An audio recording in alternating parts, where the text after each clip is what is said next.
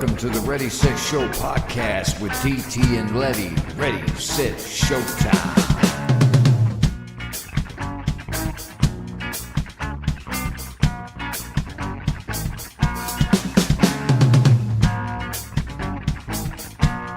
What's up, everybody? I'm DT. And I'm Lette. And welcome to episode 36, calling this one 2019, because we're so original. Hell yeah, we are. It's the start of 2019, and we wish everybody a happy new year. We hope the year has started off as good for you as it hasn't for me. But no, it's been fine, man. Hey, sometimes in life, you know, things work out, sometimes they don't. But I'm remaining positive this year, Lette.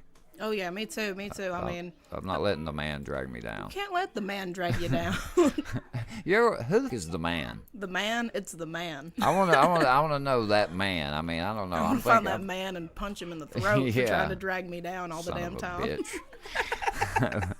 But guys, it's good to be back. This is the one starting off the year, and as my ringtone on my cell phone is ridiculously loud in the background. Jesus, I need to turn that down. But we got a lot to go over. We got a long show ahead of us. A lot of the changes, as you probably may have heard the intro. I think me and Lette, you know, we might experiment. We might throw some new ones up here and there, but we kind of like that little funky groove there. Oh yeah, it's got that nice bass line with them drums in it. Oh yeah. Man, I liked it. Yeah, I mean, unless something else, I might take that one, try to work more with it, and you know, who knows, man, if we find something else that jumps out at us. Hey, if one of you guys maybe want to send us something, definitely send us something our way at the Ready Set Show podcast at gmail.com. We would love to hear it. Oh yeah, definitely.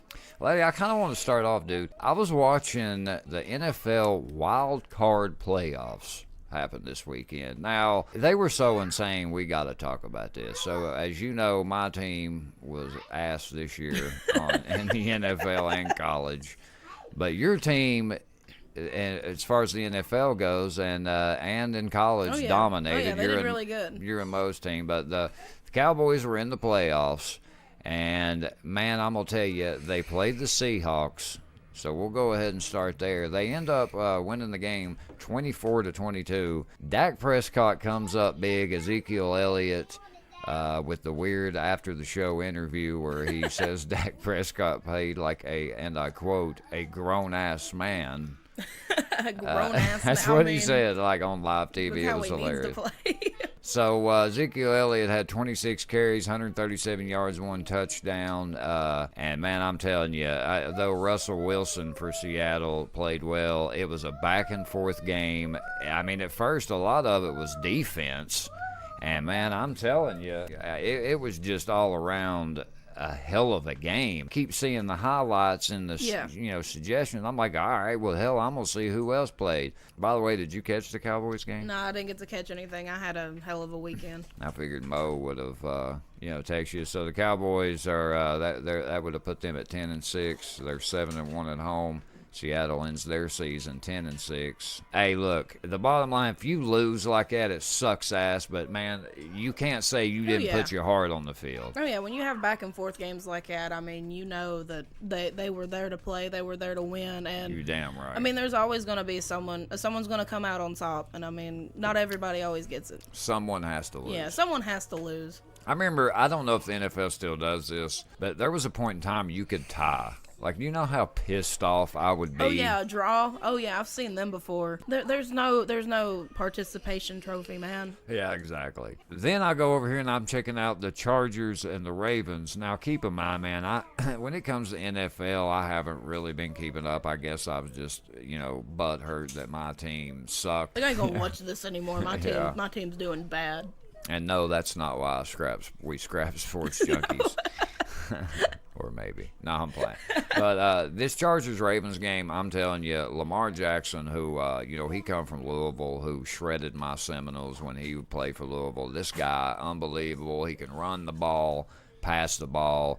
You know, a lot of people say, oh, these running quarterbacks, when they go in the NFL, they get their ass whipped. A lot of them do, though, in their defense. But, well, Lamar Jackson, he's one of those exceptions, like Michael Vick. Yeah. He's an exception to the rule, but fortunately, his Ravens do come up short against the Chargers. And this was another defensive game. I was like, is this going to be like a 5 field goal? Because I think the Chargers actually, I don't know if they hit 4 or 5 field goals, and then I think they finally scored.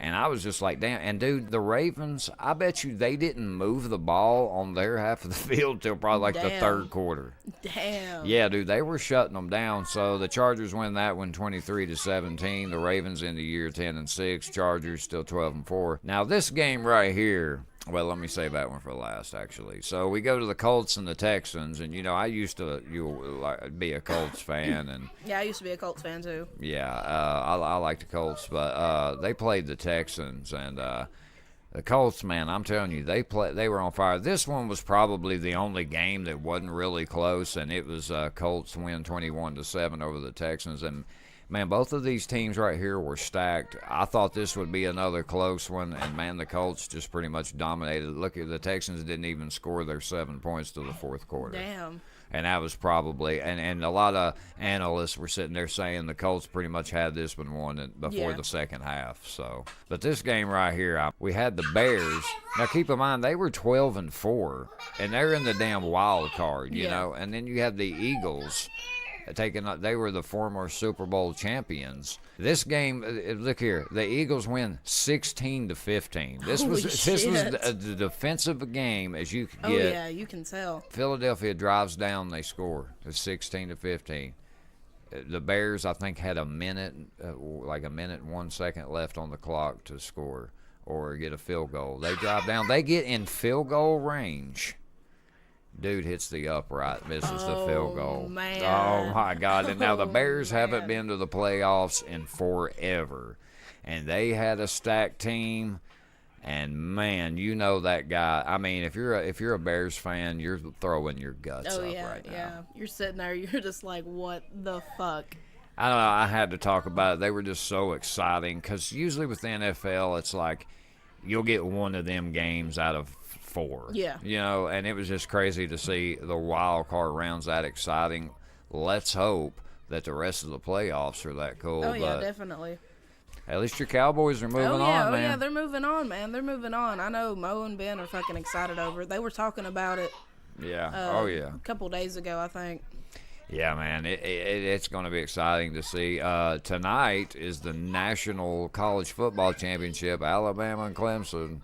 Who really cares? I hope next year, man, that's really what I hope for this year college-wise is I just want some other it wouldn't make me mad if neither one of them teams even made the playoffs. Yeah. I want to see 4 new teams make it in. Oh, yeah, it'd be nice for a change because, I mean, even I was scrolling on Facebook the other day and I seen a meme. It was like, it's like, here Alabama is. The only thing they want to be number 1 is college football. And I'm like, that's the fucking truth. Yep. I mean, but you don't want to sound like a hater, but it gets old. It gets old. It really does. It sucks. But, I mean, hey, props to them. Letty, who you shouting out this week? My shout outs this week, as always, number 1's always Ruby. I had little hiccups on her birthday, but I got to spend some time with her. She had a great time. She got to open up one of her presents I got her, which I got her a set of books, and as soon as she's seen it, she's immediate, Mom, I want to read the first one. So she got to enjoy that. Got to give a shout out to my friends and family that listen to this and always been there. I mean, family will fuck you over quicker than what you think. And I mean, I got a story for y'all later about that, but I mean, for y'all who don't know, my friends that I consider family, appreciate y'all. DT, damn great guy over here. I gotta give a shout out to him. And all you listeners, man, I mean, thank y'all for listening and all the support. We love y'all. We hope you enjoy the show as much as we do creating it for y'all. So those are my shout outs, DT. Who you got? Me, I gotta thank my family, and though we struggle, man, dang do we struggle, but hey, man, they're always there to kind of lift you up when you get down. Yeah, there's times I get a little down, you know, and it's always nice you guys and my family there to be by my side and just keep your head up, let you know, hey man, shit happens. Don't cry about it, move on, make it better, Oh, yeah. Gotta thank Lette, co-host of the year, hands down. And then we gotta thank Drama, though she is MIA in life. We hope she's doing well. Oh, yeah. And we haven't heard from her. Hopefully we'll hear from her here soon. We hope she's doing well. But guys, if you got a small business, you're just starting a business, or if you feel like the business you're with, as far as your online marketing needs, they're overcharging you, well, I got something for you definitely got to check out, and I think will help you. Head on over to socialpoint24.com. Drama Brian has a lot of great packages. She's fair priced. She will build you the best website, find you the best ways, create backlinks for your business, so that way when people go to Google, type it in, you're going to be one of the first ones there people see. She will get your name out there. She works hard Monday through Saturday. I mean, just listen to Kinsley. She knows. She's excited. Yeah. And Drama's a hard worker, and I promise you guys, you will not be disappointed. If you need to speak with her further, hit her at her Gmail at socialpoint24mail@gmail.com. And as always, we thank you, Drama, and we hope you're doing well. And hit us up, your old friends at the Ready Set Show podcast. And got to thank Kellen Keller, the man that inspired me to get this podcast rolling. And lastly, we got to thank the listeners, man. Hey, we're small now, but you guys have been great. You've been there with us from the start, and we can't thank you enough. And no matter if we stay small for years or we get big, we'll never forget you guys. We thank you so much. All right, Lette, on to Real Talk. Real Talk. We got a little something serious, guys, and this is something I myself have struggled with, and a lot of people that I know, and this is something I really wanted to talk about, and due to a story Lette is about to share, I kind of felt like it was something I always wanted to talk about on the show, just kind of waiting for the right time. And though this, for me personally, this is a sensitive subject, but for a lot of people, they get angry at this type of behavior, and whether you've been down this road or you haven't, I think we have all experienced this in one way or another. But today we're going to talk drug addiction. This is something I know for the United States, probably all over the world, is a huge problem. The quote-unquote war on drugs, that is a war that, quite frankly, will never end. And I don't think it'll ever stop. No, it won't. But Lette, go ahead and start with your story, and then we'll just kind of segue from that. All right. Well, one thing that inspired us to talk about this is earlier last week, and it was on my daughter's birthday. It's the reason why it stuck with me and pissed me off so much. I got a call from my dad saying that I had to go over to my uncle's house. So I'm sitting here and I'm asked my dad, I was like, what's going on? Well, apparently my uncle and his crack whore of a damn girlfriend, whatever the hell you want to call it, was not letting my nanny get her stuff, and in her stuff included her dog, which was her pet, her mother's ashes, and my papa's ashes, all over what they accused her of stealing money. And when it came to find out, all it was over was some drug money that they needed because they had went ahead and spent their money the week before on drugs. And all this happened on my daughter's birthday, and it pissed me off so bad that, I was ready to, just go over there and whoop everyone's ass. So I went over to my uncle's house. We get there, and we're waiting. My nanny was in Johnson City, so I was waiting there a couple hours. And in the midst of all this, my dad's talked to the owner of the dude who ran the apartment complex. I had to have my daughter's dad come and get her because, I didn't want her around any of that. And when I go get my nanny, I'm sitting there talking to her, trying to figure out what's all going on. And she tells me the same story. They're accusing her of stealing money. They won't let her have her stuff. Well, we get up to the room. We knock. Well, I'm guessing they thinking it's just my nanny because my nanny's hard of hearing. So she's sitting there. She's knocking on the door. She goes, "Josh, I want my stuff." And you hear the three dogs in there going nuts. And then all of a sudden she knocks again, and you hear him really low go, "Tell the dogs to shut up." Well, I'm already pissed at this moment. So I come up there, I'm beating on that door, and I just yell. I look at my dad, I'm like, "Fuck it, call the cops." Well, that's when he finally decides to open the door whenever, we mention the cops. And he's like, we don't need them up here. And I'm sitting there thinking, yeah. So my nanny busts in the door. She opens up the closet her stuff's in, starts slinging it. And while this is going on, there's like these two strung out people on the damn couch. One of them just standing there looking at me. Run to the bedroom where Katie's at because my nanny went back there because I'm not going to let her go in alone. I mean, she's 61 years old and hard of hearing, so who knows what the hell they'll try to do. I mean, it's bad that I gotta think that my own uncle had to do all this shit. And in the midst of all this arguing, she's sitting here claiming that my nanny owed her like $230 and it went down to $103 for Suboxones.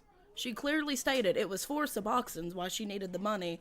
And then the story changed literally 2 minutes later to I need $260 for my rent or we're getting kicked out. My nanny's sitting there just looking at him like, I don't owe you guys a fucking thing. And I'm just like, get him, nanny. Well, we get outside, and because he went to go get the urn, and I found out that the urn was outside. And then when I found that out, I told him, I was like, I swear if Papa's outside, I'm going to kick someone in the throat. Well, he looks at me, and he, tries to buck up on me. I mean, my uncle, yeah, he's in his 30s, but he's only 5'2". I could easily kick him in the throat, and that's exactly what I told everybody there. And he's looking at me, he's like, you think you're better than me and all this? And I straight up called him out. I was like, Josh, you're a junkie. And he just looked at me. I was waiting for him to say something because I wanted to deck him so bad. But, I mean, I already had a bail bondsman lined up and everything. I was ready in case the worst came to worst. And finally, all this happened. He goes behind the apartment, picks it up. It's in a trash bag. Yeah. He put it in a trash bag and sets it on my car. And he goes, I have nothing to do with this family again. And all over drug money. Yeah. Because he was strung out. You could tell he was strung out. And I mean, do you know what he's strung out on? I know he does Suboxones, and I know he does meth. It's probably the meth, yeah. Yeah, and I've heard he's shot up some heroin here too, but just shit like that. Because I sent him a message, and I basically told him, how much of a piece of shit he was for doing this. Papa would never let it slide in a million years. His ass would have been laid down, probably in the hospital, barely breathing if Papa was still here and this shit would have happened. And, I mean, he got his kids taken away because of the same bitch he was with, that he's still with, all over basically the same thing. And, I mean, drugs will do that to you. I told him he used to be my favorite uncle, and now I don't claim him because he done this to Nanny. Because, I mean, she's been through a lot in the past year, and he had to go off and do this, and I told him never to associate with the family again. I hate to be that way to him, because like I said, he was my favorite uncle. He's the one that got me into metal. We always played Resident Evil on on my school nights until 4 a.m. together, and I mean, he was always the fun uncle to be with. But well, that's the power of addiction, lady. It's unfortunate, and I hate to hear that, and I'm glad everything finally did get resolved. But a lot of people, I know admitting you have a problem is the first step, but guys, I was addicted to pills. I'm gonna say, I don't know, 10 plus years, maybe give or take a little less. So I know what it's like, man. Yeah. I mean, I know, because you feel like even though you're in the wrong, you're causing all the hurt, you're bringing everything on yourself. In your mind somehow that because these people aren't dropping what they're doing and helping you, they're the problem. yeah. And that's the way addiction is, and it's a powerful thing, and it's something I'm so glad, and I thank God every day that I made it out of. A lot of people that I know, friends, family, they aren't here today to be talking on this podcast or to tell their story. It took a lot of people. Greenville used to be such a laid-back, just cool town. Yeah, drugs were here, but when them pain pills hit here, it turned this town upside down. It really did. And addiction is powerful, man. And it could take the nicest, most cool person, the high school prom king, queen, and turn them into just somebody that you never thought they would be, man. I mean, I've seen it ruin 15, 16-year marriages. I've seen it take, just beautiful girls and guys that were the popular dude in high school and just ruin them. Oh, yeah, I've seen it too. And, I mean, back whenever Ruby's dad left me the first time, I ain't gonna lie, I struggled with alcohol addiction a little bit. I mean, I was only 19, but I would sit there and I would have people buy me 3 bottles of vodka a week, and I'd be drinking it myself. I was working day shift. I couldn't go to work without 2 shots of vodka in my system. Yeah. And I was like that for about a year and a half. And the one thing that made me realize that, you know, I needed to cut down on my alcohol intake was one of my friends looked at me, and her New Year's resolution was for me to be 3 months sober. Dang. And that's when I realized I need to cut back. I don't want to go down this road. Addiction's always been in my family. I mean, I've seen this side of my family, the Johnson side of my family. I've seen pills. I've seen my little cousin cry outside of a van because the person she claimed to be her dad was in there shooting up in the damn van. Yeah. I think it was like Easter or Thanksgiving is one of them holidays because we was over at my nanny's. Yeah. I mean, I went in there to grab a knife and my nanny told me to quit and made them leave. Yeah. But I mean, it's a terrible thing, and whenever the kids see it, it just hurts. It does, and you know, man, I watched. You know, I unfortunately lost my cousin. That to me was, you know, I was starting to get better then, but that right there really it got it in my mind that man, I don't want to turn out like this. And you know, I had saved my brother a couple times from OD, and my cousin before he passed, them too, and it was just. I've seen a lot. I've watched a lot of my friends die from it. I've seen a lot of families hurting, my own included. Yeah. It took me years to get my family to not only talk to me again, but to somewhat trust me again. And it's something that you just dig yourself a deeper and deeper hole.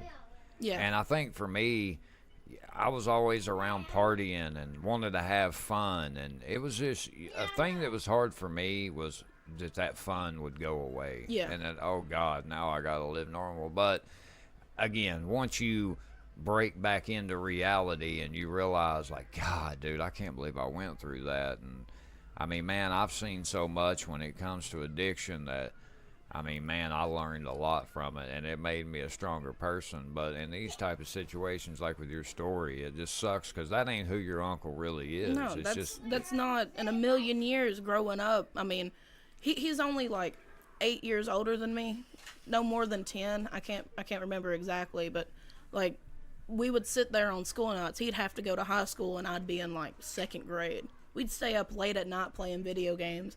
We'd get excited whenever, you know, my dad would get the PlayStation out of the pawn shop because I know he'd be over there to game with me. Yeah. And he's the one who got me into metal. He's the reason I love music so much.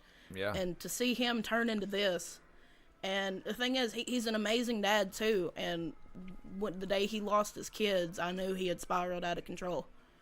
Well, and I'm telling you, like I was saying earlier, yeah, admitting a having problem is one of them, though.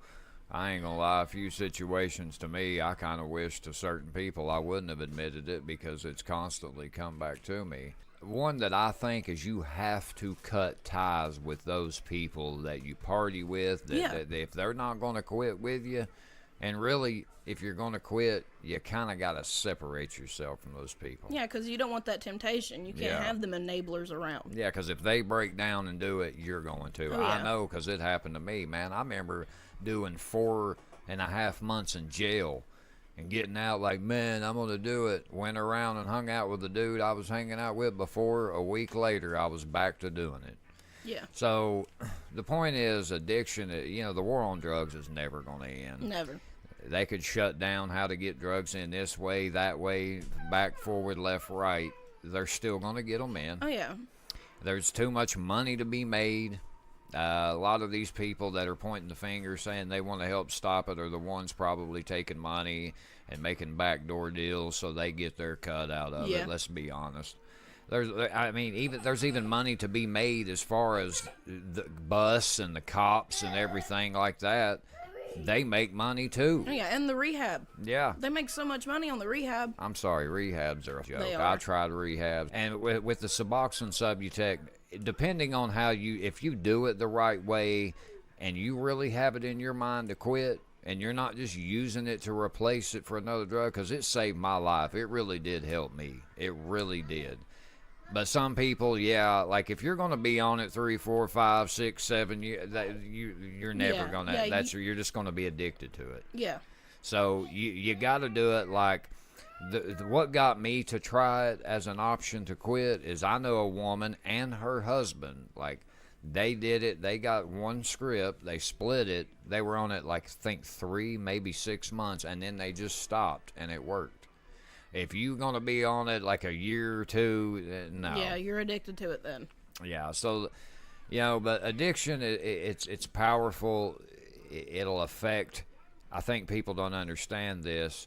Is that it'll affect, you, not just you, but your family, your friends. That people don't understand that's who it can, because people obviously care about you, man, and they don't want to watch you go through that, and they don't want to give up on you. But once you've shit on them so many times, I mean, you can't really be mad when they're like, look, dude, it's on you now. Yeah, you got to get better. Yeah, there's only so much one person can take. Yeah. And with my uncle, I've told him, I'm like, dude, you need to get clean before, I hang around with you, because I don't want my daughter seeing that. I grew up with it, and I hate a pillhead because of it. Seeing my uncle do it, and no matter what anybody says, I swear up and down, pills is what killed my papaw. Yeah. Everybody says it's cardiac arrest, but I knew he locked them. But I swear he just took one too many, and that's what caused his heart attack. Yeah. But it's just seeing, having shit taken away from you, seeing your friends go down this road. It's hard on you. Yeah, when you lose your friends, it's hard. I lost my cousin Matt, man. that was hard, man. That really, really, really took me a long time. And I still struggle with it, and. People just got to understand it's a hard battle to fight. And a lot of people never kick it. No. That's why you see a lot of these 40, 50-year-old people in and out of jail still. Because it's just hard for them to kick. But I promise you, there's a light at the end of the tunnel. And your life will get better. And I don't like the saying you're always an addict. You're either an addict or a recovering addict. I don't know. I think eventually... it's not fair to say that when you've kicked the habit. Like, I feel like eventually you should just be a normal person. Yeah, again. Exactly. Once you've been clean for years, that's when, you're no longer a recovering addict. You finally form back into society. You beat it. You beat something that takes lives of hundreds of thousands of people. Yeah, and guys, we're not on here. We're not any better. Again, I went through it. I did too. And Letty is upset. So she's going to throw words like junkie, pillhead. She's pissed. That's what happens with addiction. It makes people angry, man. Oh yeah. It makes you fucking hate. Like, people hated me. Oh yeah. And there's people that probably to this day don't forgive me when I was out here robbing people to get pills and shitting on good people. Now, some people, look, man, you're in the drug game. You get, you're over here and you fuck with other, druggies and you get robbed, whatever. Hey, look, man, that's how the game is. You can't go get clean and like I get clean and then you find me 5 years later and want me to pay you that fucking drug money. Like no, dude, it don't work like that, dude. Like, we were in a set of circumstances in this drug game, whatever. I told a guy who tried to pull that, and I said, look, man, I've been away from that for probably 6, 7 years now. I'm not messing with it. I don't want no part of it. Yeah. If you feel like if that, you get some justification, you do what you need to do, but don't come up to me wanting some old ass stupid. Move on from it, dude. Oh, yeah, I definitely. did. Anybody that did me shitty back then, well, you don't owe me nothing, man. I'm done. Oh yeah, you got a clean slate See ya. now. Yeah. But guys, that's what we kind of wanted to start real talk off. This is actually something that we could talk hours about. Oh yeah. This. But it's something I kind of wanted to talk about, and Letty, of course, wanted to talk about, and I felt that what she went through is something important. But, Letty, I'm glad everything worked out for you, man. Oh, yeah, we got everything situated. My nanny's going to, get her another place to live, and so we're all good now. Music Meltdown.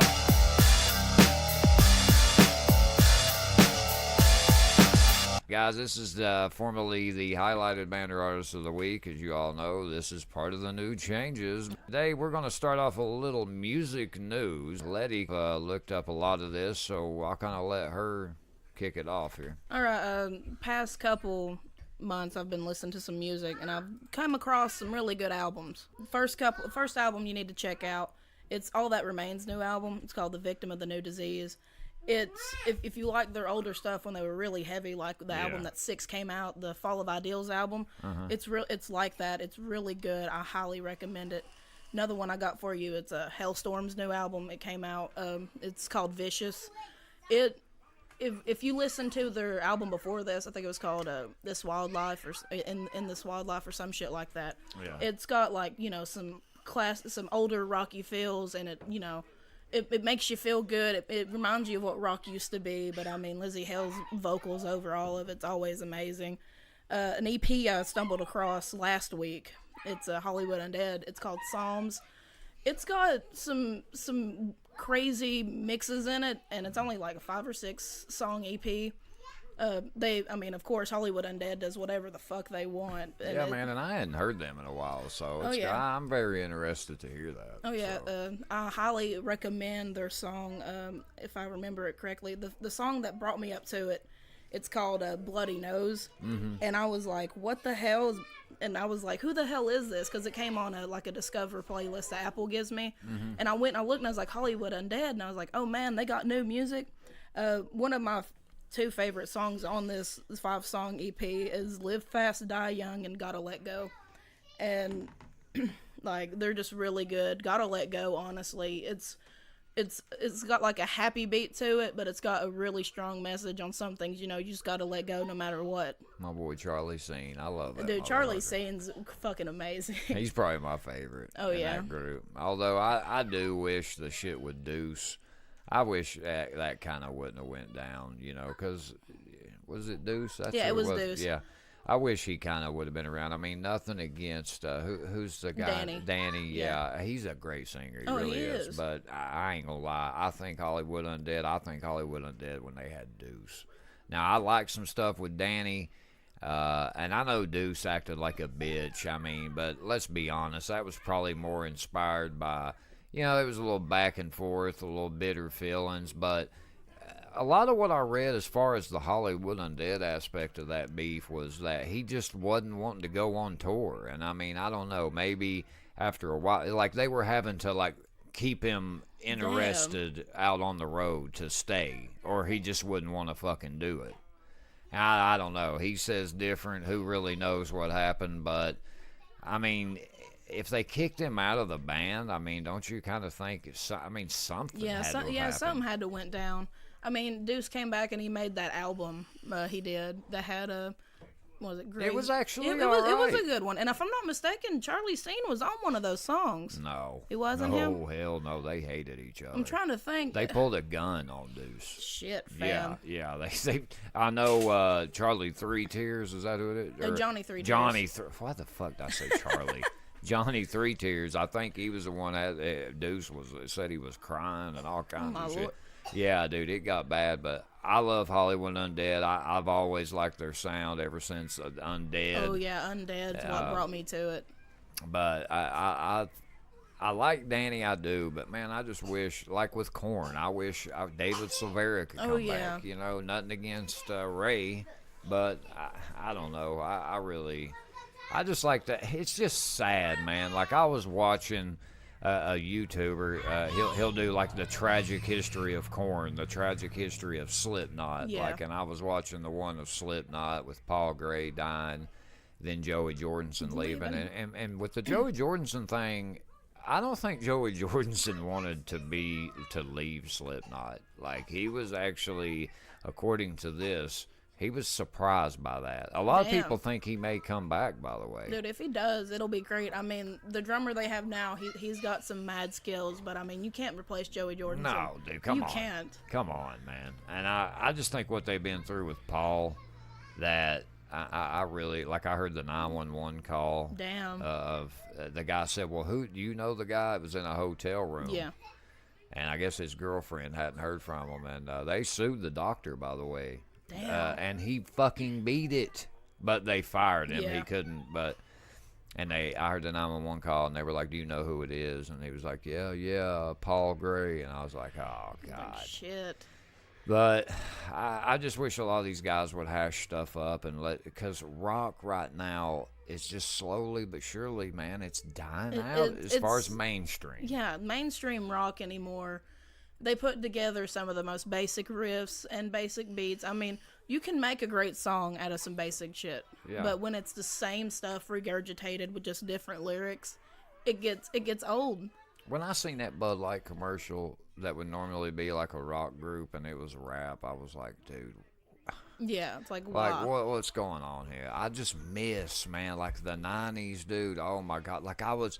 You know how you'd sit down and watch MTV and you were looking forward, oh man, what new music videos coming up next? Like I remember when Deftones' Chains of the House of Flies come on, man, like I would get chills. Yes. I miss that, Letty. Oh, you man, know, like, I miss it too. It's sad, dude. I started listening to a lot of Korn's older stuff, like Life is Peachy and shit like that, and I'm just like, where's this music today? Exactly. I miss it so much. Like Slipknot's older stuff, System of a Down, Disturbed's older music. Oh man, Linkin Park. I mean, I had late '90s, early 2000s new metal that I always played all the time, and now I'm just like, the rock that comes out, you might get a good band that might drop an album every other year. Yeah, I mean, you don't even really hear about it unless you dig deep and find it. Oh yeah. I don't know, but Letty, who you listening to this week? This week I got I got a local treat for y'all. My buddy, his name's Gerard, but he goes by Xander's 16 or Xander's XVI. I'm guessing it's 16 in Roman numerals. This guy right here, I've known him for a little bit. He used to hang out with my brother all the time, and he'd always come over. Well, I was getting ready to hit the gym, and he sends me a message on Messenger. He's like, "Let me know what you think." Well, I go in, I start working out to my normal playlist, and I put it on, and it's rap. It's rap type of music, and I was listening to it, and I ain't gonna lie, I'm pretty sure he's only like 19. This guy's got some bars. He's got some decent beats. There was one song I was kind of iffy about because the way it started out, and once I started listening to it and he started rapping, I'm like, holy shit, man, this guy's got some talent. He's gonna go places. Nice. I mean, if he can get the publicity he can get and he stays on this right track, I could see him, getting up there. A couple songs that I'll listen to and that y'all definitely should listen to. He's on SoundCloud. It's a Dysfunctional Freestyle, Everyone Has a Story to Tell, and Wicked Taste of This Luxury. They're just really great songs. He's got some good flow, and I mean, like I said, he's only 19. Everybody's got room to grow. So I want to see where he's going to be at in a couple of years. Hell, even just a few months. You never know. So yeah. Go check him out on SoundCloud. Again, his name is Xander's 16 or Xander's XVI if you look him up. If you got any questions, hell, just message me. I'll send you links to his SoundCloud. I mean, he's really damn good. Oh, yeah. DT, who you listening to? Me, I got Falling in Reverse this week. Oh, yeah. I told you a few weeks back I've been listening to these guys a lot, and man, now I'm going to assume that when they first got together a few years ago, I'm not a big fan of that style, but now this newer style, the kind of the rap, heavy metal type, I love it with the melodic vocals. Oh, yeah. Sick. They're an American rock band based in Las Vegas, Nevada. The Warped Tour live shows I seen, they were in Nevada. They formed in 2008, signed to, I'm going to say, Epitaph Records. The band is led currently by vocalist Ronnie Raddick. And what did you say about him? Who did he come from, Letty? He came from Escape the Fate. He was Escape the Fate's former vocalist. Yeah. Rhythm guitarist Derek James, keyboardist Zach Sandler, and bassist Tyler Burgess, and lead guitarist Max Georgiev, maybe, and drummer Brandon Rage Richter. The group released its debut album, The Drug in Me Is You, on July 26, 2011. I didn't care for that song. They have a song, The Drug in Me Is You. I'm not a big fan of that, though it is different from a lot I've heard. And it actually peaked number 19 on the Billboard 200, selling 18,000 copies in its first week. But guys, 3 songs that I got for you from these guys. Definitely check them out. The first one is Gangster's Paradise, a cover from the Punk Goes 90s Volume 2. Oh, yeah. And I like the Punk Goes Pop. Oh, yeah, I love Punk Goes Pop. Oh, God, those albums are great. And on this volume, check out the Punk Goes 90s Volume 2. They do like Stone Temple Pilots, Interstate Love Song. Yeah, Du Hast. Motionless in White did Du Hast, and at first I hated it, but now it's grown on me, and I'm just like, man, I love it. I like Memphis May Fire's Interstate Love Song cover. That was cool. Then we got Losing My Life and last Losing My Mind. And I don't know, I'm thinking these two are somewhat related, but I'm going to tell you, the first song I heard by him was Losing My Mind. And I love the way the freestyles in Losing My Life and Losing My Mind. And their lead singer, man, he's really interesting, and I've become a fan of these guys. And finally, a new band I like. Definitely check these guys out. Go ahead and give our new local artist, what was his name again, buddy? Xander16. Xander16. Check him out on SoundCloud. You won't be disappointed, and definitely check both of these guys out. That's it for Music Meltdown. Music Meltdown. All right, on to our dumbass. Badass of the week. I'll go ahead and kick it off, Letty. So my dumbass this week, and again, we're going to kind of rant about this, so I'll keep it short and sweet here. It's pretty much all the YouTubers who promoted the mystery box scam. Again, this will make more sense later in the show. Mainly Rice Gum and Jake Paul. Rice Gum's and his bullshit apology. His bullshit. Rice Gum, I wish he could hear this, because I physically want to fight this guy. Like, he just pisses me off. You ever just see somebody you're never going to meet them? Yeah. Like, I would like to just punch him in the face. These guys were all part of this. We'll get into it more in the show, but for these pieces of shit, they're my dumbass of the week. My badass this week, I kind of wanted to mention this sooner, but a Twitch streamer that I like, he's one of Ninja's good buddies, and a guy, I love Fortnite, a guy I watch a lot, Dr. Lupo. He raised all of last year $1.3 million for St. Jude's. Hell yeah, man. Yeah, technically, I guess with that, you could run St. Jude's, I think, for a day or a week. Hell yeah. With what he made.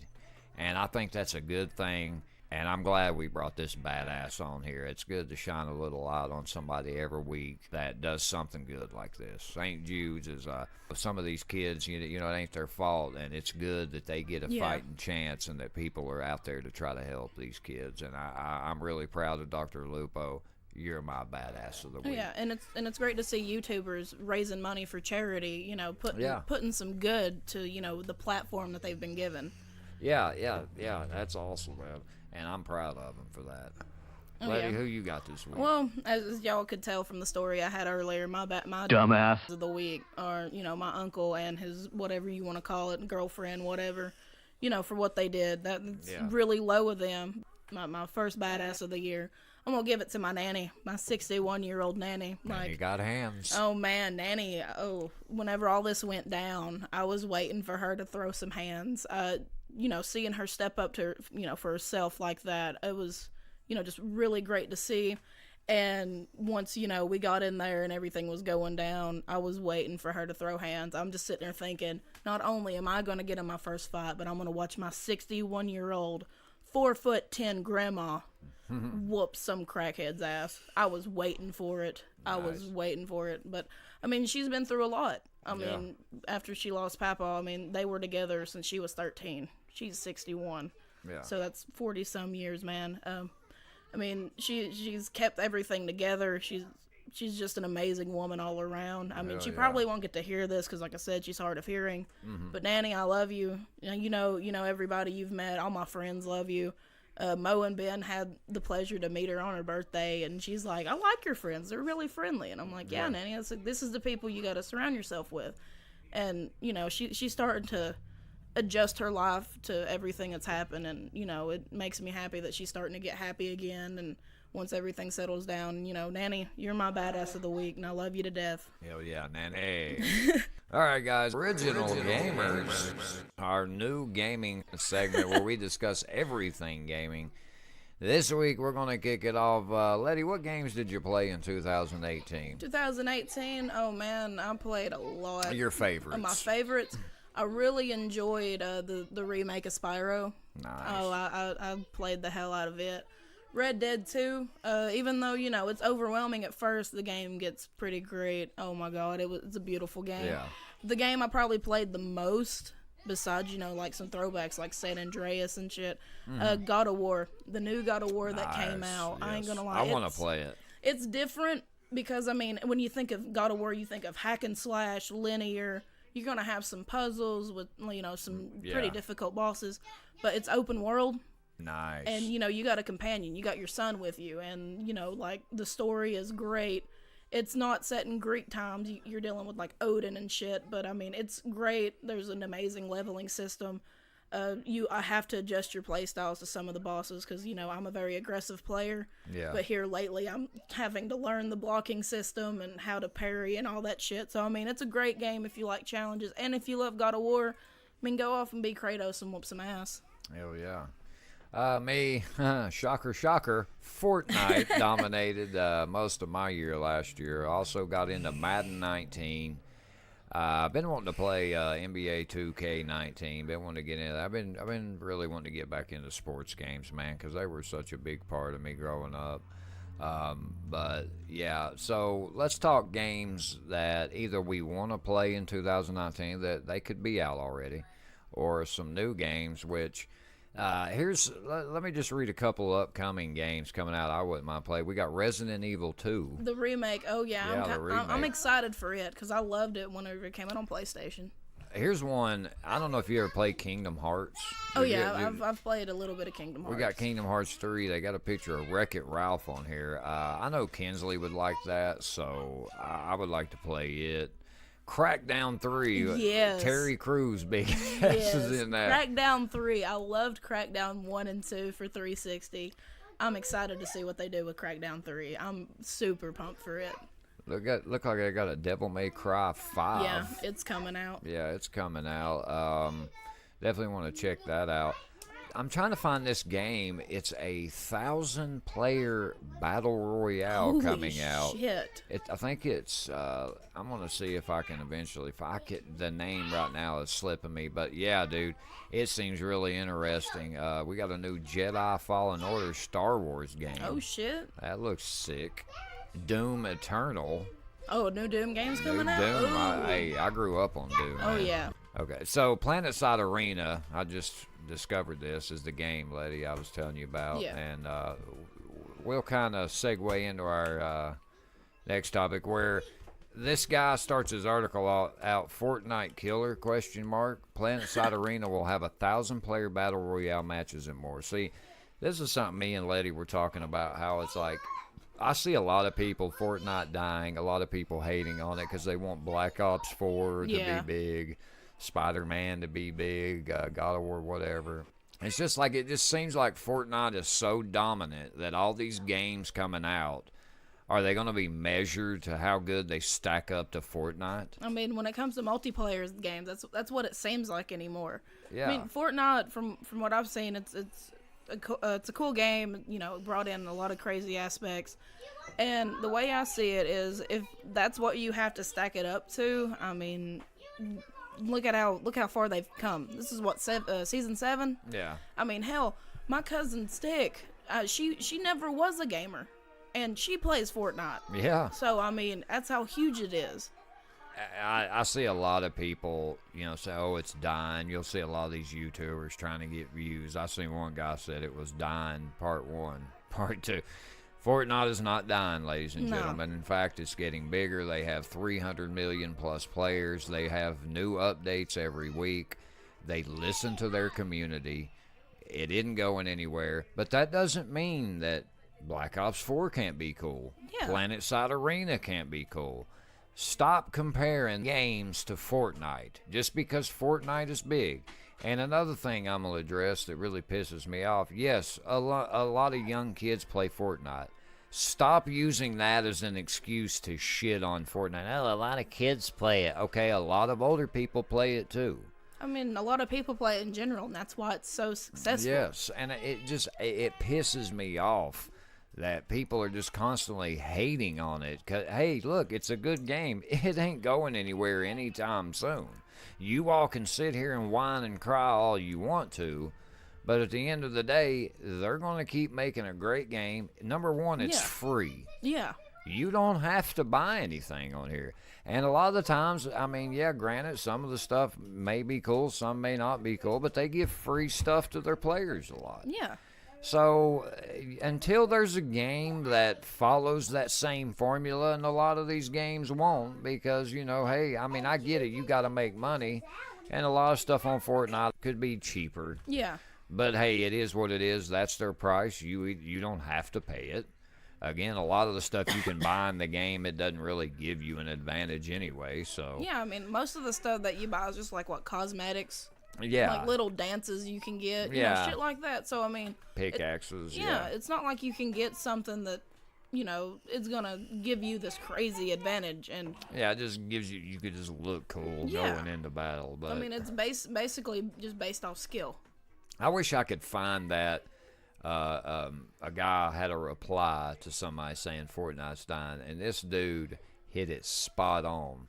And it was kind of along the lines of what I said about how he explained how Fortnite isn't dying and how, hey, this is why, but hey, these other games can be cool too. I don't know. He's like, I just don't know why y'all compare them, you know, just because they might be a battle royale or a multiplayer. Yeah, I mean, the biggest example I can give you right now off the top of my head is Black Ops 4. They have their battle royale, Blackout or some shit like that? Yeah. I mean, it started out, everybody was, you know, skeptical because, you know, it's Black Ops. Nobody expects Battle Royale. Yeah. And, I mean, the only reason you don't hear so much about it is because, you know, they got bugs, microtransactions out the ass that no one wants.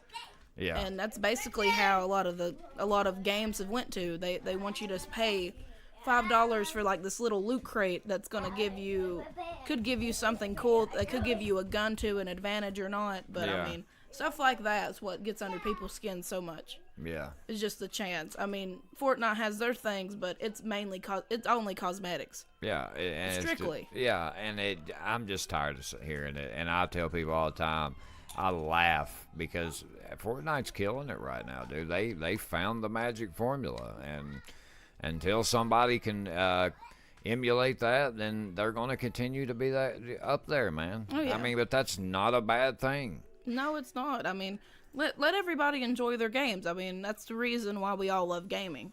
That's fun. That's what I love, because people don't care. People keep playing it. That's what I think's so funny about it. But speaking of which, we had Ninja's New Year's Eve stream. Oh my God. Which, if you thought Ninja was cringy before, you really think it now. So, a lot of people probably seen this clip. Jesus. And I thought it was interesting he chose to do the floss dance. Out of everything. The reason I say that is because there's actually a lawsuit against Fortnite where the kid that made the dance, even though they brought this kid to a Fortnite event and he was cool with the dance being in there, I guess like another guy with the swipe it dance, I can't remember the guy's name, did that. And then you got the Carlton dance. Yeah. They're all suing. I guess this kid's thought he'll take a shot and try to sue them because they're making all this money. Yeah. And he tried to do the floss dance. So he goes out into Times Square and he's like, come on, everybody, do it. And fucking nobody did it. Nobody done it. It shot to like 2 cameras of like one older woman not knowing how to do it. So she's like moving her arms back and forth. And then there was like this other guy who's like doing it really fast. And I'm like, I don't know if you call that the floss, but when you could see it, because he gets up on that side and he's like, I want to see some movement. If you can't do it, just move. And he's sitting there doing the floss, and I'm just like, dude. Everybody's like, dude, we're in the rain and cold. Like, quit, you dumbass. Also on his stream, did you see where a lot of Twitch streamers was getting pissed at Twitch because they were putting the ads on their videos, or they'd have an ad roll before you click on them to go watch his stream. Yeah, and I mean, I kind of understand that's justifiable. Like, Dr. Disrespect said something about it, and of course, he's always whining about something. But, yeah, he is. You know, he's Dr. Disrespect. A game is awesome until he gets killed by somebody that's not known, and then the game he has something wrong with the game. And I get it. Dr. Disrespect took time off, and he went and worked for a Call of Duty game, made maps. I get all that, but that doesn't make you like a king expert of every video game. Yeah. Like, I like Dr. Disrespect until he starts shit like that. Yeah. But anyway, I do agree with the Twitch streamers there, because it's promoting another Twitch streamer stream. It's like, I didn't want these ads on here, man. I mean, it's like, I'm trying to promote my stream. Yeah. Why are you telling my fans to go somewhere else? You're going to take like for like smaller channels, you're going to take like the only 150 viewers and, tell them to go watch this because the ball's dropping and you got someone from Twitch, on it.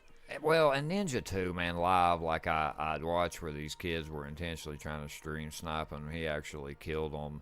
And he was like, he killed him. He was like, I can't remember their name. Say goodnight. Like, acting all cocky. Like, he has just changed into this asshole. And I see a lot of people go, oh, you all are just hating on him because now he's big. But no, it's because he's an asshole now. Yeah. He really is. That's what fame and power will do to some people. Just turn them into assholes. I was a big Ninja fan, dude. I don't want to say this, but he is. And I'm going by this is my opinion of what I've seen.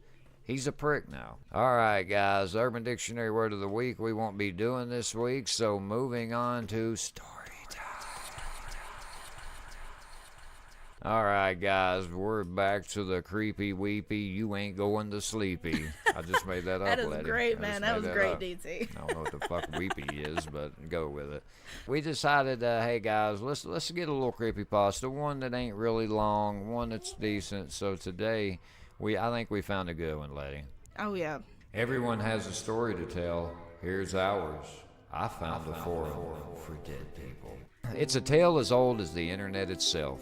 You're killing your boredom by browsing the net, mindlessly scrolling through pictures and reading through forums.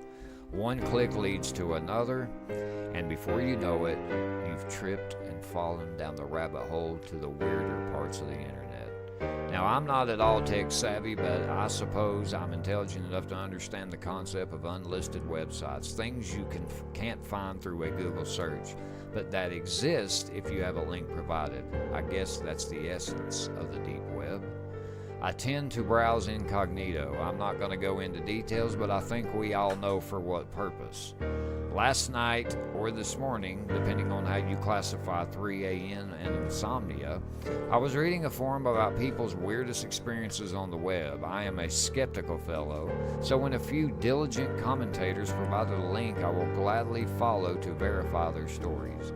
At some point, I had happened upon a website that was simply an endless string of numbers ending in .org, leading to a plainly designed forum. How was your day was the main title of said forum. It was a welcome change from the depressing and even horrific stories others had shared thus far in the night. So I decided to check out how people were doing around the world. Maybe focusing on others' lives would take away focus from my own depressing existence. I clicked on the top of entry one listed. When I first retired, I was dumbfounded by the amount of dead time I would have to tirelessly get through. Today, perhaps for the first time in 10 years, I appreciated the lazy morning. My wife made my favorite breakfast, and I was even happy to take a midday nap afterwards. I guess my body was just tired because I never woke up from that. How do I let my wife know I didn't pass in pain and that I love her very much? Mildly confused by this last statement, I checked out the comments below. We all die sometime. Welcome. And another one said, if you treated her right, she would know you loved her already. Some sort of role-playing forum was the first thought that came to me. The comments were a perfect collection of welcoming and spiteful comments. I clicked to the next post. Honestly, I've always expected more from life. My day was shitty enough to begin with. Arguing with teenage children is a pointless endeavor that makes me long for the time when they were just happy to have pancakes for breakfast. Anger is pointless. As I've come to discover far too late in life, the distraction was the only thing I needed to somehow make me miss a red light, and, well, I'm not exactly sure what happened next, but here I am, my final day on this shit planet. He signed his entry with his apparently real name and birthday. It was a fairly uncommon name at that. I opened another tab to check his info in reference to any car accidents. All I found was some old news entry from 2004, but it perfectly matched his story to a T. What kind of sick person pretends to take the identity of someone who died in such a horrific death? Both infuriated and intrigued, I kept on reading. I can only blame my own sense of morbid curiosity. I'm not entirely sure how long I had spent reading through countless posts from people pretending to have died in various ways at different points in history. Everyone had signed with real names, and not a single commentator called them out for their deluded games. The straw that broke the camel's back was when I noticed a post by a familiar name. My own mother. She had been dead for over a decade, so I felt fairly certain it was some sort of sick prank or bizarre roleplay. Maybe the users were looking up obituaries and taking their identities from their own pleasure. I was even more disturbed when they perfectly described the surroundings of her death despite never having told anyone. I've been feeling extremely tired as of late. It was no surprise when I woke this morning and felt like I hadn't slept in days. I wanted to just stay in bed, but my family duties called. My husband had already left for work, and I had already taken the week off in hopes of recovering, but someone had to feed the kids. Breakfast was all right. I fed them their favorite, pancakes. Easy to prepare, and I had nothing better to do. I remember getting into the shower, but it was getting real hard to catch my breath, and under the steam from the hot water, I simply passed out. I don't really know what happened after that. Oh God, I hope my children didn't see me lying naked on the floor. I decided right then I would be the righteous one to make them stop stealing people's identities. At least use a fake name if it was nothing more than a pathetic joke. I scanned the page for a register button, only to find I was already logged in. Under my real name, as a matter of fact, with some trepidation, I clicked to expand my profile.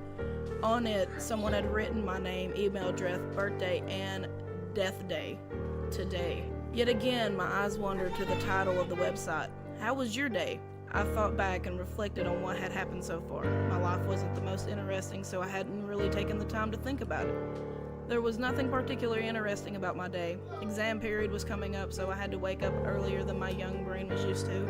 I drank coffee, browsed the internet instead of studying, then procrastination lasted longer than I'm proud to admit. Though I eventually felt guilty enough to pick up a textbook and study until that evening. A mild headache set in. It was enough to stop me from studying and do something more relaxing instead. Actually, it might have been more than mild, more like a stabbing pain rapidly increasing in intensity. I got up from my chair and fell to the floor. That's all I remember before blacking out. It's a peculiar feeling when your heart stops, but apparently that's what it takes for you to be able to access the forum for the dead people. They brought me back though. I have a vague memory of paramedics bringing me to the hospital, needles being shoved into my veins. I guess my dad must have come upstairs to check on me. Lucky me.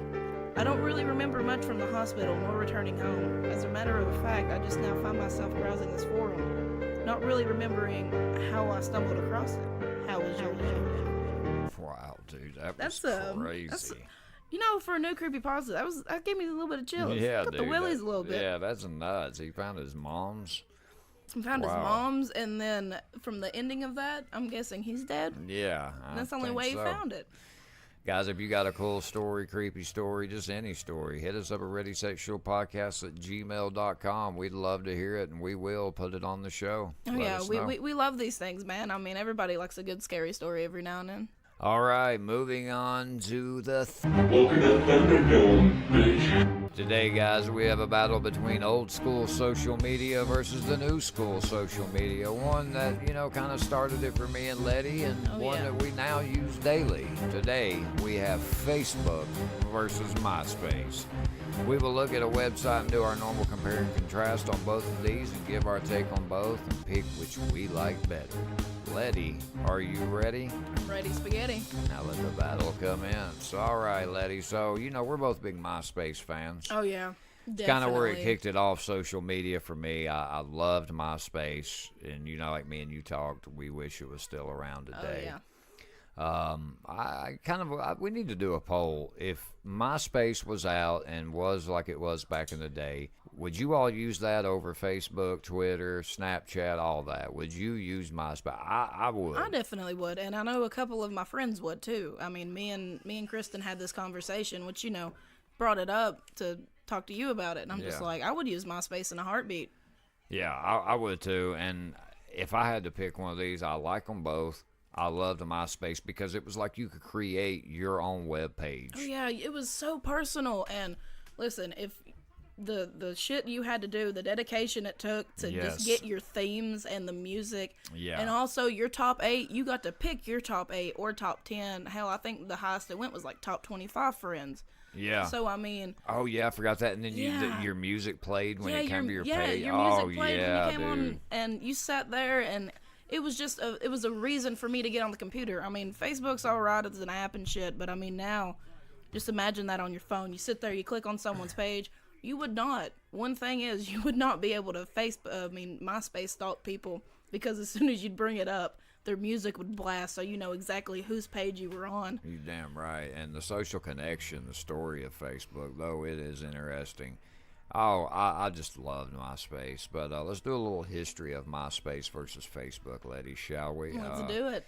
This is on, let's see, diffin.com. Facebook versus MySpace. I'll leave the link in the show notes. Facebook became popular from college communities and was actually started by a Harvard student, Mark Zuckerberg, greedy prick, in his dorm room. What started as an internal college website for fun turned into a huge social networking site that some say he stole. Let's be honest here. I'm not seeing that. In a coup of a year's time, Facebook, initially named The Facebook, started by enrolling graduate students from Harvard, Yale, Stanford, and Columbia, and later added more subscribers from other schools, companies, and finally opened to the public in September 2006. MySpace was started in August 2003 to mimic the other social networking site Friendster by a team of eUniversity employees. The first users of the site were the employees of eUniversity and later spread to the masses. This planned venture soon escalated to the top list of social networking sites and is only second to Facebook based on the monthly unique visitors. Well, when it comes to that, though, I just think MySpace had an edge because, like you said, it didn't have any, private leaks. No, it never did. Privacy, so. Yeah, that was the thing. You never had any privacy leaks. Everything was always secure. I mean, even the whole damn messaging thing that they had on there, I thought it was pretty cool because, you always got that sound that popped up. And, oh man, I could still hear it to this day, just like, doo-doo, and you're just like, oh shit, who's instant messaging me? Back when that shit was cool. Yeah. And, like, the personalization you got, Facebook has profile pictures, the profile cover photo. But on this, you got to, like, your whole thing. Say you were really into, like, one band. You'd go to this, copy the URL, put it into the settings. Bam, your whole damn page was, like, covered in that band or that theme. Yeah. And it was always so great to get on. Damn right. Let's do Facebook users versus MySpace users. In the beginning, MySpace was more popular with high school students than Facebook among college students. A recent study conducted by the American firm Nielsen Claritas showed the income group of MySpace users is lower compared to Facebook users. Another difference noted was more that Facebook users were inclined to use other professional networking sites like LinkedIn and MySpace than MySpace users. As of February 2010, Facebook had roughly 400 million members and MySpace has about 150 million users. Another different feature on MySpace is the music section that allows artists to upload their music on their MySpace page that allows millions of people to access their network daily. Look, we could go through all this, but, at the end of the day, I mean, I'll pick MySpace 100 out of 100 times. I just think the personalization, it was like you were creating your own website. Yeah, it was a website all about you, your likes, your dislikes. You got to see your friends, family. I remember when Facebook first started coming out and, it started getting big. I refused to make one because... Yeah, I did too. I refused to make one because everybody was like, that's where all the older people go, and that's it. And back then, it just wasn't fun. MySpace was always fun. Hell, they had like these little mini games you could go play. Yeah, Facebook's got that too, but the ones on MySpace were way more fun than the ones that you can get on Facebook. I agree. Yeah, and that's funny because I didn't make a Facebook for the longest time either, but then I kept noticing I wasn't hearing from people hardly at all on MySpace, and it was just crazy how quick Facebook kind of killed off MySpace, and it just kind of shows you how trendy fucking people are. Like, they'll just follow a trend, you know, instead of remaining loyal to something. And I, you know, had everybody kind of learn to do, but I just don't see how people would have chose Facebook over MySpace. Even looking back on it today, just how much MySpace had to offer, how many people launched their careers off MySpace, which I'm sure they do on Facebook too, but that's just because Facebook is one of the more popular ones now. Yeah, one thing that I thought was really cool that MySpace did was they released a compilation album of like, that's how Hollywood got their damn start off, because they put their song number 5 on it, and that's how everybody, you know, came to find them. It helped launch In This Moment's career. And so, they did live shit too. Yeah, Remember they did. What was the Adam Sandler movie where he had cancer with Seth Rogen? He was in MySpace. Was in that. Yeah, I'm trying. Like this damn social network. It was also fun to get on. Yeah. You'd see drama. I mean, drama's everywhere, but everybody, you know, not like you do on like Facebook. Oh God, no.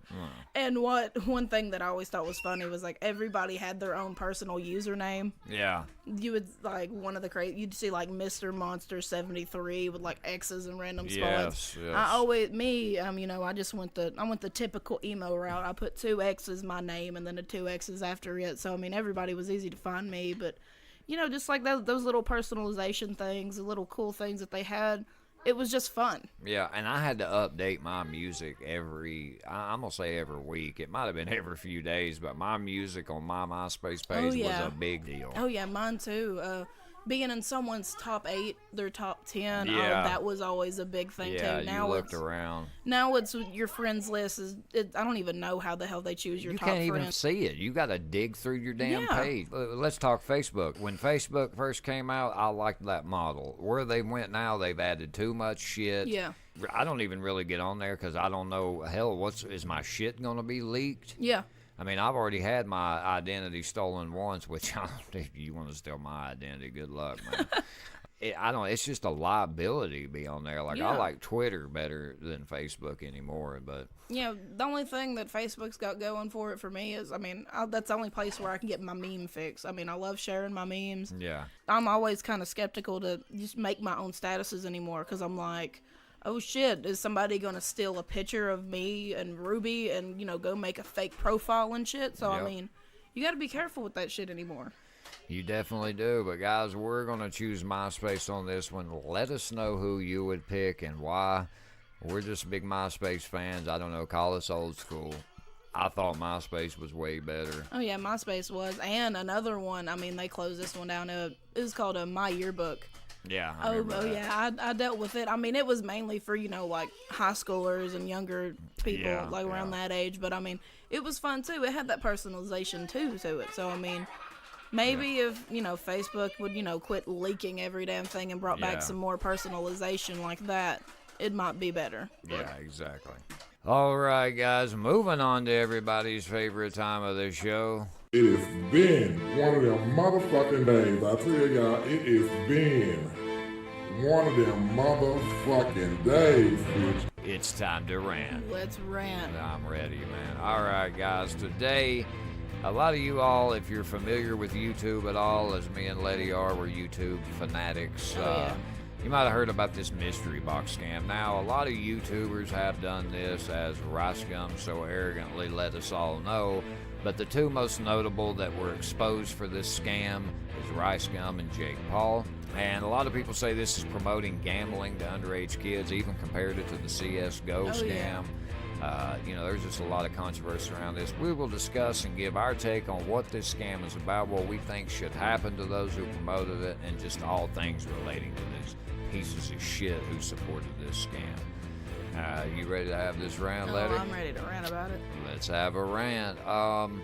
So, at first, I'll be honest with you, I didn't really pay a whole lot of attention to this because let's be honest, when you see Rice Gum and you see Jake Paul's videos, they're usually something scumbag or just fucking idiotic but I noticed that what these guys were doing is, okay, mystery box scam guys, it's basically a site. You can buy these boxes. They start from anywhere from $4.99.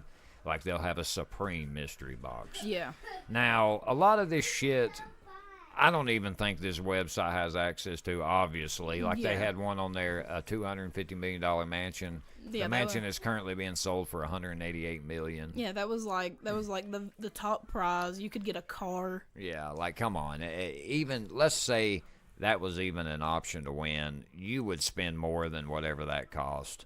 And they were, first the site displayed the odds of each box, and then mysteriously they took it off of there. But, so, Rice Gum and Jake Paul's videos, it starts out, and of course, these guys are losing at first.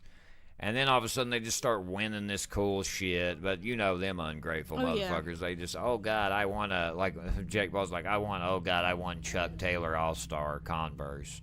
You know how many people would like to win those? Dude, I'd like to get me a damn pair of shoes like that. They're nice. Well, what I thought was funny, clearly you know this isn't anywhere in the United States, right? Well, they were like, oh, well, Rice comes out, a few days went by and they shipped it to my house. Like, clearly he's had this stuff. Oh, yeah. And he just makes it out like it's just been sent to him. I don't know. You would have to be kind of an idiot to think this wasn't a scam, but I guess, unfortunately, some of their fans did play it and said that they either won little shit prizes or that they weren't being shipped the items. And a lot of people say this is promoting underage or gambling to underage kids. It is. It really is, because, I mean, what you're doing is you're spending money anywhere from, like, what, $4, $5 is, like, the lowest one, all the way up to, there's, like, $1,000 boxes you can get. Yeah, $1,000. Yeah, you spend thousands of dollars, and you can win anywhere from, because I watched H3 talk over it, and he did some hilarious shit. Anywhere from, like you said, that big ass mansion all the way down to like an icicle. What he called an icicle JPEG is what he said. Yeah. So I mean, imagine sitting there. You know, they had like different tops. Like you had a shoebox, an Apple box, and you're sitting there spending like thousands of dollars to get an iPhone. Guess what? You could have took that $1,000 and went ahead and got you it, and not sit there having to, you know, spend that money. And they have a younger audience too. So that's the worst part, is because, you know, you're really impressionable on younger kids, because they're like, oh man, this guy who I enjoy watching is doing this and getting all this cool stuff, because, you know, they don't have the concept of money. They don't know that $5,000 they spent, they could have went off and, you know, like the damn Apple Watch he got, it's only like a $500 Apple Watch. Yeah, and he spent like $1,500. Yeah, like $1,500 just to get it. Yeah, and then old Keemstar come in and he goes, well, they offered me $100,000 and I turned it down a little while back, so I can't really go hard on it. Clearly because he's fucking friends with Rice Gum. Yeah. And I'm thinking, you know, Keemstar cracks me up because he is just such a fucking hypocrite. Like, I don't give a shit if this is your friend or not. This isn't right. No, it's not. And Rice Gum and them, of course, they're blaming it on their management brought it to me. Look, dude, it's your responsibility. Rice Gum just acts like that.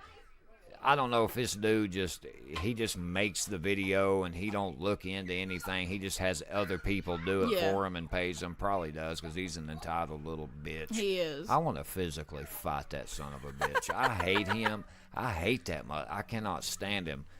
And his apology it really pissed me off. Look, man, when you fuck up, I don't care if 1,000 other people did it, which, guys, he kind of went on here and started calling out everybody else that did this scam a few months ago and was saying, oh, well, nobody said nothing then, and then when I do it, okay, well, Rice Gum, they're assholes too. Yeah.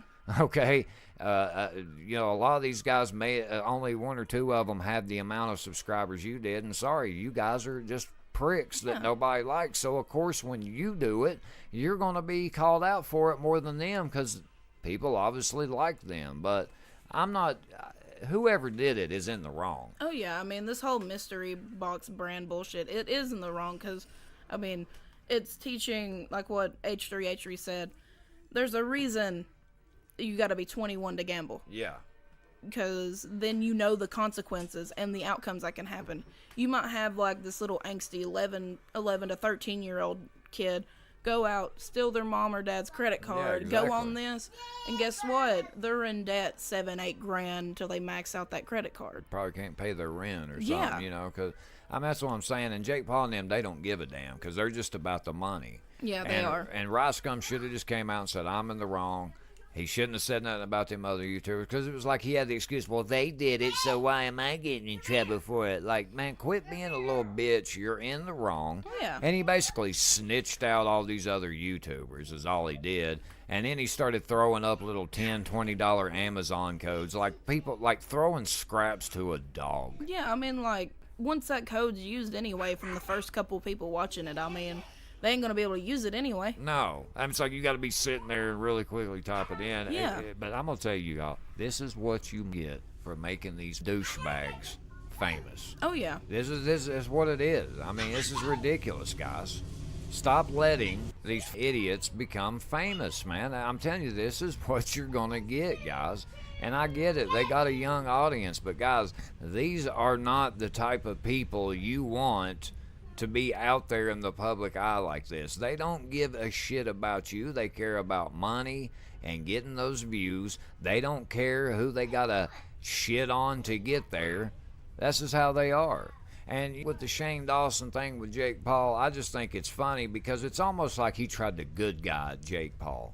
Yeah. And I think a lot of people fell for it, and then something like this happens. Yeah, and one thing that, everybody's, theorizing is the reason they were able to win all this good stuff is because, they probably went off, gave them an account that gave them better odds to win stuff. Yep. And, Or a video. Yeah. They probably gave them the video.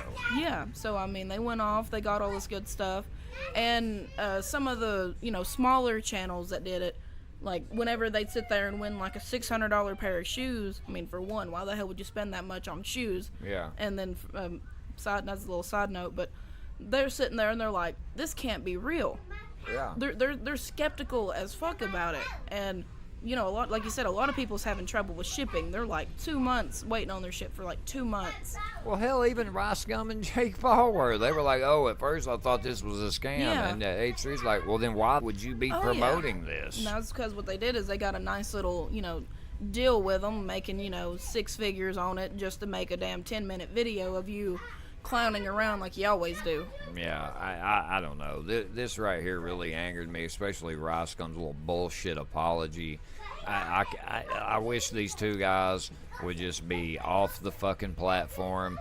Roscom over here calling people irrelevant. It looks like to me like he's just getting desperate. He's looking for anything because a lot of his videos lately ain't been. Neither one of them been getting as much views as they used to. Like a year ago they were bringing in like 3-4 million views a video. Now it's maybe they might break 1 million. Maybe. If they're Roscom hasn't, man. I don't know. That kid brought it on himself. They all have. Jake Paul too, and.